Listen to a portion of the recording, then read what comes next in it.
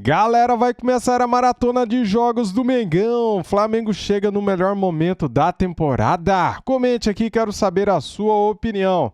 Cara, Flamengo vem de 3 vitórias consecutivas, é o líder do Brasileirão com um jogo a menos. Temos aqui um corte do programa da ESPN Brasil, programa F360. Vamos ver o que eles vão falar do malvadão líder do Brasileirão. Então, já quero convidar você que é novo aqui no nosso canal. Deixa o like, se inscreva e ative o sininho. As imagens são da ESPN Brasil, link na descrição como créditos. Vamos ver aqui este corte do programa F360. Simbora, vamos lá. Mas aí os grandes times têm isso, né?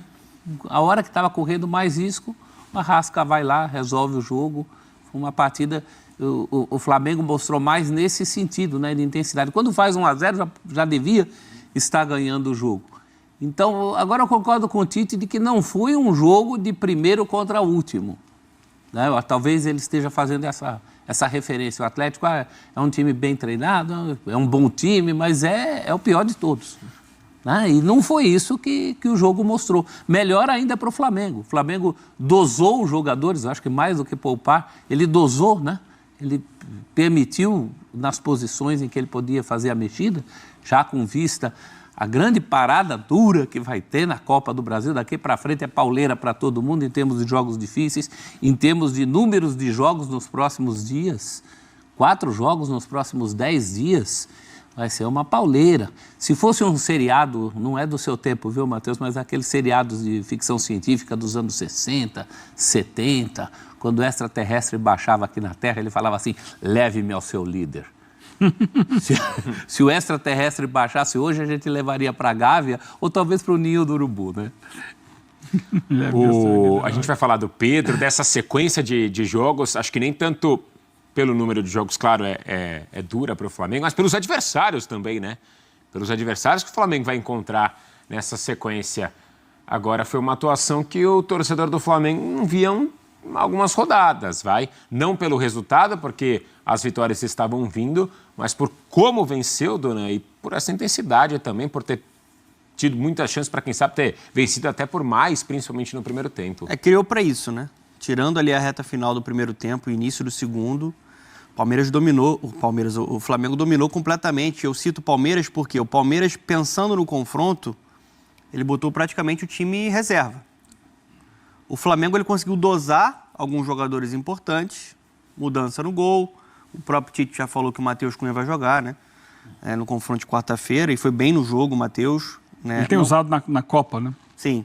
E ele foi bem no jogo como goleiro e iniciando jogada. Ele tem qualidade também nessa saída.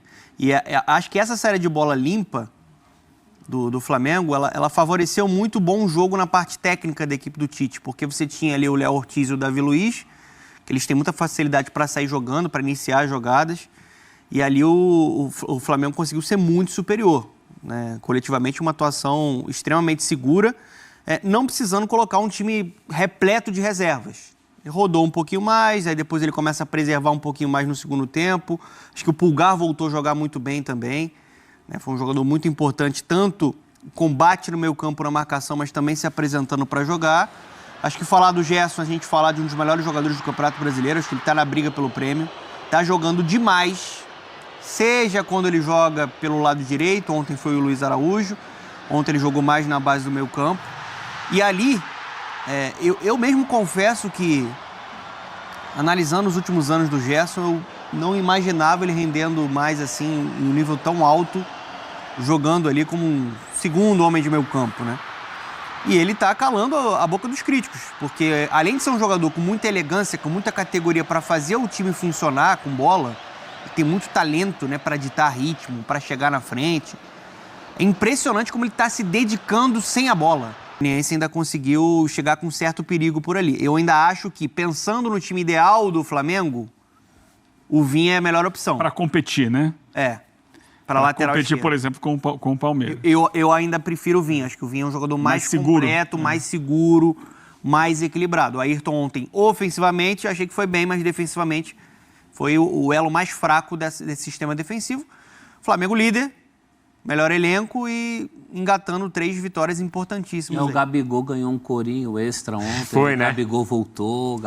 Ele entrou com 25, eu E acho. ontem 20. foi uma atuação um pouco O clima tá bom. mais abaixo dele. O clima tá bom. A gente está falando do Arrascaeta. Ele entrou no lugar do Arrascaeta, né? A gente está falando Tinha do acabado com o Arrascaeta, jogo. do Pedro, né? De jogadores que estão num nível Gerson. do Gerson, né? O Arrascaeta até, olhando para a atuação dele pós-Copa América, dá para tentar puxar na memória, e nesses últimos anos de Flamengo, períodos em que ele vem jogando bem, acho que dá para a gente colocar aí como um dos melhores recentes aqui do Arrascaeta com a camisa do Flamengo, porque ele está jogando muito. E para o Flamengo num momento importante, né? A gente olha na tela aí a pergunta, né? Será que o Flamengo vai para essa maratona de jogos no melhor momento da temporada? Vocês me digam. Eu não sei. Agora, que alguns jogadores vão ou entram nessa maratona no melhor momento deles na temporada, isso é fato. Esses três Arrasca, são- Gerson, Pedro, 30 essa- gols no ano e ainda a gente tem o quê? 4 meses para acabar a temporada. Essa afirmação Olhando em pro relação ao Flamengo é sempre temerária, né? O Flamengo ainda não pegou aquela toada que o rubro-negro quer, que o Palmeiras tem em termos de consistência, por exemplo. O jogo do Palmeiras pode ser menos vistoso, e é menos vistoso. Os melhores momentos do Flamengo são mais vistosos que os melhores momentos do Palmeiras. Mas o rubro-negro ainda está esperando aquela toada confiável, né? O momento é bom, mas o adversário também é uma dureza. Aliás, a sequência é uma dureza. Essa sequência que vai dizer. Melhor ir para um momento desse com 3 caras fora da curva, que a gente acabou de citar aqui, do que na incerteza, como muita gente está indo. Mas a parada é dura daqui para frente. Essa Uma afirmação maratona. é muito difícil, né, professor? Pois Porque é. a gente estava aqui semana passada falando, o Flamengo venceu jogos, mas venceu sem mostrar um grande futebol. Eu acho que o Flamengo, como qualquer time, eu desabafei aqui semana passada sobre o calendário do futebol brasileiro, ele impossibilita que uma equipe tenha uma grande sequência, né? Você consegue fazer 2, 3 jogos, daqui a pouco você já vai oscilar negativamente, não tem jeito para todo mundo. O Flamengo, ele foi, quando o último jogo antes da Copa América foi aquela goleada sobre o Vasco, 6-1. Ali talvez tenha sido a maior atuação dele no campeonato, jogou demais. Aí o time se desmontou, veio Copa América, ele até conseguiu uma boa pontuação durante a Copa América, diante dos desfalques que teve, sustentou bem. Nos últimos jogos vinha ganhando sem convencer e ontem, jogando em casa, de volta ao Maracanã, contra o Lanterna, fez uma boa atuação. Mas eu acho que a gente pode colocar assim, melhor momento, porque ele chega no momento decisivo da temporada, quando começam os mata-matas mais pesados, ele chega líder do campeonato com um jogo a menos. Então ele tem uma gordurinha para queimar. Só que não dá para a gente confiar que o Flamengo vai ter irregularidade, porque a gente sabe que o calendário não permite para ninguém irregularidade. Todo mundo vai oscilar. Vamos dar uma olhada em números do Pedro. A gente está falando desses destaques individuais do Flamengo, Gerson, Arrascaeta e o Pedro. Ontem, então, chegando a 30 gols, 28, né, em jogos oficiais, 30 no ano. É muito gol, cara. Ó, jogos em que o Pedro fez gol ou não pelo Flamengo no ano, tá? Ele fez gol em 24 jogos e não fez em 14. É isso. 28 gols em 38 jogos, né? Isso. Mas até a transmissão ontem destacava os 30 gols. O Donan já falava pra gente aí da diferença de amistosos, né? Foram 2 em amistosos. É muito gol, cara. E é muita participação também no ataque. Então ele junta isso, não é aquele jogador que, deixa ele lá que ele vai fazer gol, só a referência, o cara do último toque. Ele não é só isso. Não, e isso ele tem muito bem, aliás, né? Que é o pôr pra dentro, né, professora? Pois é, e ainda com o direito de perder um penaltizinho ou outro de vez em quando aí, senão estaria 63% dos jogos ele guarda em momentos em que o time precisa, por exemplo, ontem, abre o placar, não era nada desesperador, mas uma hora tinha que abrir o placar. É a diferença dele, por exemplo, em relação a outros jogadores. O Carlinhos ontem teve uma chance para fazer um gol e tentar se firmar nessa difícil concorrência e não conseguiu, né? O Pedro sobra no futebol brasileiro, inclusive nessa função do saudoso 9, como mais do que o cara fixo. 9. É o saudoso 9, né? Ele é mais que o tal homem de referência, sendo também o homem de referência. Não tem muita surpresa, quando a gente fala do Pedro, a gente fala do melhor camisa 9 do país. No ano passado, ele perdeu esse posto porque uma lenda veio jogar aqui. Que é o Luizito Soares, que fez o que fez com a camisa do Grêmio. Mas, principalmente o 9 brasileiro, ele é o jogador atuando aqui que tem condição de seleção. Porque, tecnicamente, ele é muito diferente. Não, ele é jogador de seleção brasileira, Jogador de seleção, né? foi pra Copa. Isso. Então, assim, poderia estar sendo convocado, por exemplo. Acho até que Pelo deveria. Dorival, até pela carência e característica de jogo, né? Porque ele não é só o 9 de área. Ele consegue ter o posicionamento na área, como ele ataca muito bem ali e conseguiu aproveitar o ótimo passe do Arrascaeta, fazedor de gols, a média dele é excepcional, artilheiro do país, assim, com uma margem muito grande para o segundo colocado. Ele é um jogador, como eu falei anteriormente, fora da grande área, que ele te dá opções. O Tite sabe utilizar isso muito bem, assim. Ele faz o pivô, ele dá um tapa e já encontra um Arrascaeta, né, que vem para infiltrar ou consegue encontrar um Cebolinha. Então, assim, ele dialoga, não é aquele jogador 9 só presença de área.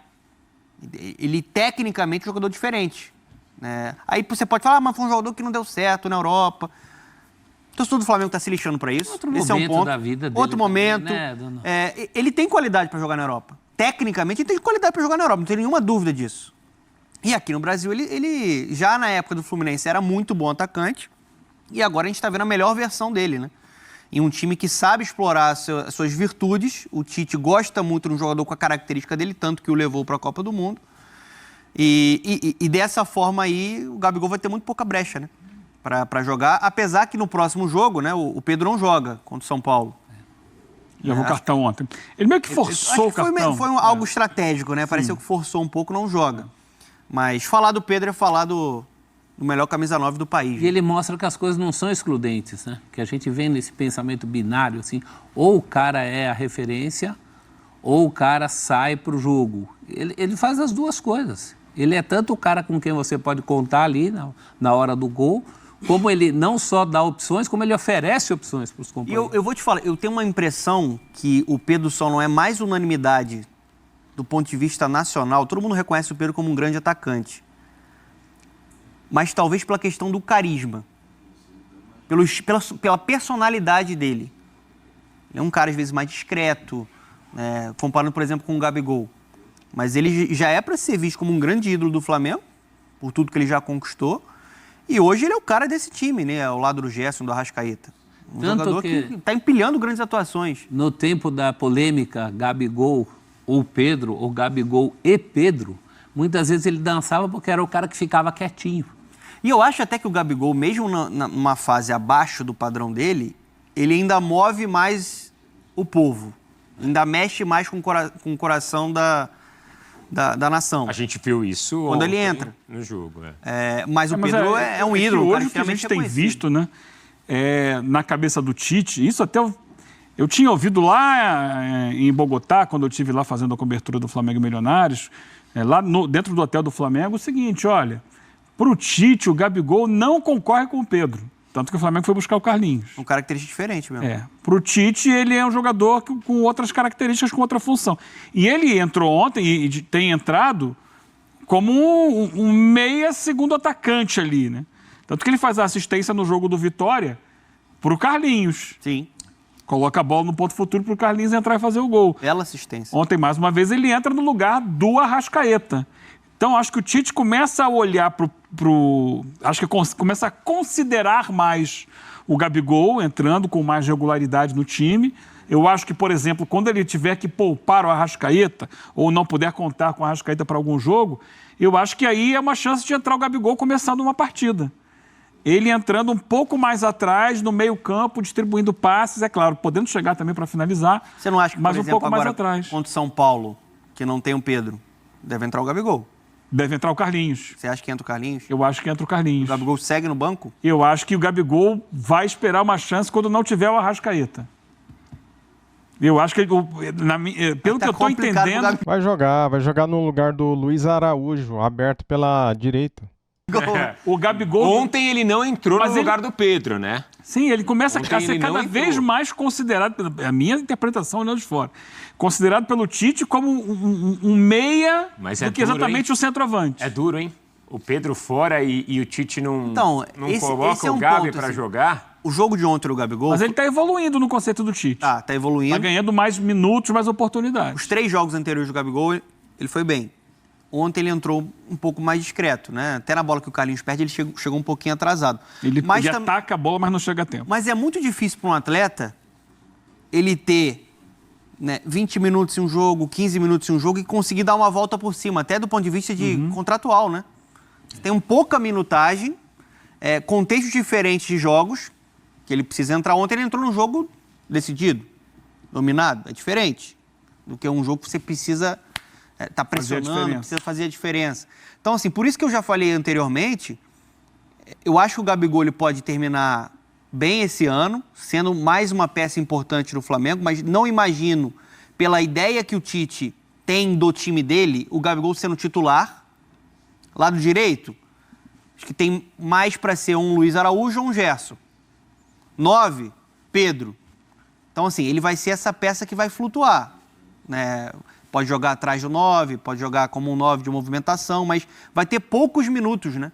A vida dele tem sido essa já há sendo pelo difícil, menos um né, ano, professor? né? Tá sendo difícil. Então, Não tem jogo. E é por isso que é difícil imaginar, contra o São Paulo, o Tite não colocando logo de início. Mas eu não estou Porque questionando o Tite, não, tá? Não, eu acho que ele merece a reserva. Eu também não estou querendo fazer juízo de valor aqui, se é certo ou errado. Eu acho que está certo. Me veio à cabeça, ouvindo vocês, num cenário difícil para ele em relação a minutos e oportunidades e até com atritos ali fora do campo, num jogo em que você não tem o Pedro, ou seja, você tem, entre aspas, a desculpa perfeita para colocá-lo e falar, ó, pode jogar, eu acho que provavelmente ele vai jogar junto com o Carlinhos, porque é um jogo... Mas saindo como titular?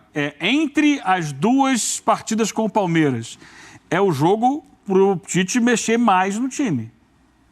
Mexer mais do que mexeu ontem. E aí ele pode tirar o Arrascaeta e colocar Gabigol e Carlinhos na frente. O Gabigol, dos jogadores que vem do banco, é o que tem a maior minutagem, né? É o jogador que mais costuma entrar na temporada do Flamengo.